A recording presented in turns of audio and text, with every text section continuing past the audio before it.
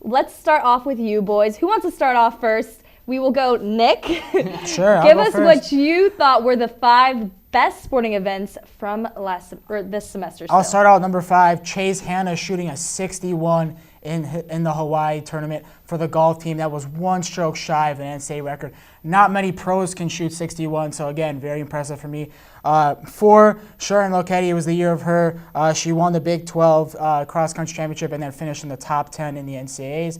And then, of course, KU soccer beating Mizzou double OT with Lois Hukin scoring that game-winning goal, and of course the pregame show. Got to remember that. That's a memorable moment for us. And then the Open Water Cleats Championships, KU hosting it, the first one ever. And then, of course, Haley Bishop, Ladue Walker tying for first. And then KU volleyball winning the Big 12 outright for the first time in program history. Nick, I like those picks. I'm going to go a little bit different, but for my first pick, number 5, I'm staying with you. Chase Hanna won his first ever tournament that week, and it started off 2 consecutive tournament wins for the team. So that was huge for the season. Next, I'm going, like you said, Kansas soccer over Missouri, double overtime. That was a big win, revenge factor. Next, I'm going Kansas volleyball clinches the Big 12, first time ever. It was huge for the team. They really enjoyed that. But it couldn't have happened without them beating Texas a couple weeks earlier. They beat Texas for the first time in 13 years. It was a huge win, really close match, and they pulled that out. And then 2 fantastic performances solidified Kansas for the National Open Water Championship. That's a national championship. I don't think you can look past someone winning a national championship for being the most significant win of a semester. Kevin, I'm going to agree with you that the National Collegiate Open Water Championship was a very exciting thing, and it was something new to Lawrence, something new to KU, something that has never been done before. But I'm going to disagree a little bit in the order. I'm going to put that one at number 5, and I'm going to go ahead and put at number 4, football beating Texas. I know that you guys both didn't have football on there, but I'm going to go ahead and put that there. And number 3, I'm going to have soccer versus Mizzou, the revenge game. That was a big one. That was exciting to have another rivalry game, and obviously to come back and win it after losing to them in the previous year.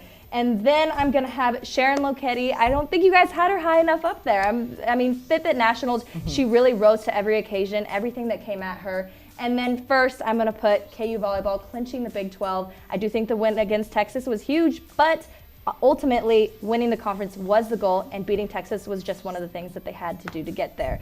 But it's funny that you both didn't have Kansas football beating Texas, and I knew you weren't going to, which is why I did, because this was for them, their motto this year was, "We will win." And even though they didn't say how much they were going to win. No. And so this was big for them because they got a win, something to give them hope. That's something that they didn't really have before. 0 wins this year before, and their first win of the season this year was not really one that they were proud of. I mean, every win is a sense of pride for them at this point, but beating Texas was something that was big for them and something that is hopefully going to help them in the next season. It brought everyone's attitude up a little bit, I think. I guess you could say it did bring the attitude up, but as you see, I mean, the fans enjoyed it, which is a whole different discussion. Yeah, but sure. They won 1 game in conference. They've won 1 conference game in 2 years, which is not where any team should be really ever. One win should not be celebrated like you just won the greatest team ever award. I mean, nothing. They didn't accomplish anything. Yeah. They got 6 turnovers, or Texas had 6 turnovers. Mm-hmm. Not all of them were because of what Kansas did. Some of them were mistakes by Texas. There were 6 turnovers in the game, and they just didn't accomplish anything with a win. But at the same time, the only statistic that matters to them right now is the win. And that is what they're going to cling to until they start football again. I mean, it was the game where Texas beat itself. They did. It ended up being a game-winning field goal in overtime. That's not a game that you win because you totally beat them. Like, KU volleyball beat Texas For sure. Like, they definitely beat. But Texas beat themselves there. And that was when Charlie Strong ended up getting fired because of that game. So wins happen. Teams are made to get wins. Teams are not made to get one win in 2 years. All right, guys, before we get too caught up on football, let's talk a little bit. What are some of the events that you had in your top 5 that you want to highlight a little bit? Well, I want to talk about, like you said, KU beating Texas in volleyball. It was the first time they had done that in 13 years. They really set out this year. Like, yes, they wanted to win the Big 12, but the first thing on their calendar was to beat Texas. They came out and they played really well. They faced some adversity in the second and fourth sets, losing them. But they came out in that fifth set, and there was just so much enjoyment from the team after beating Texas.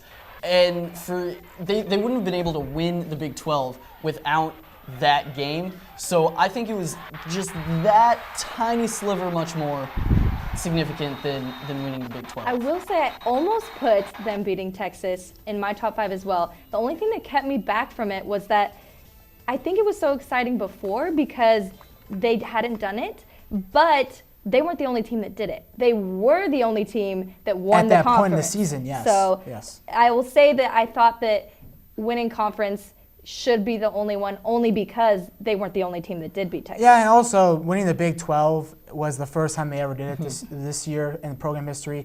Plus, you're going to remember that. You get a banner hanging up in Horse. You know, you beat Texas before, even though it was 12 years ago, you beat Texas before. So they've had that thing before in the program, but winning the Big 12, you know, it got them an automatic bid to the tournament.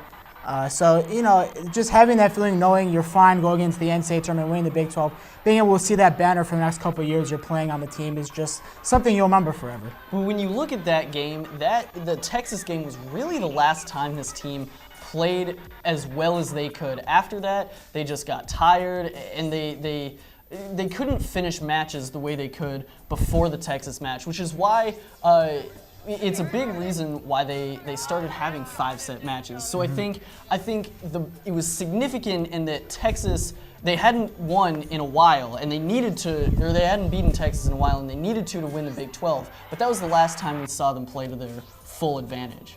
Yeah, absolutely. And the thing about beating Texas is it doesn't get them a ring, but it does get them a lot of props. Exactly. But you talked about, you had swimming at number 1. Why did you have them at number 1? They won an actual national championship. No other team did that this semester.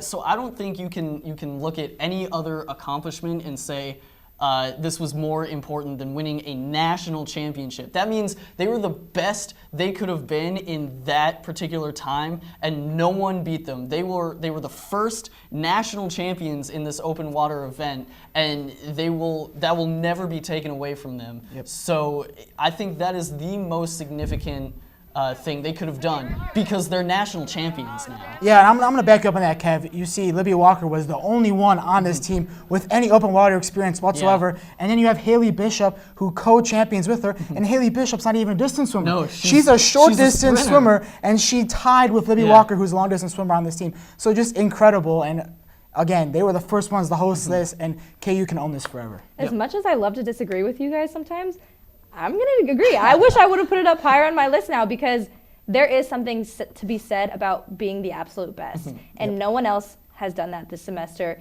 except for the swimmers. And so I absolutely am going to agree with you.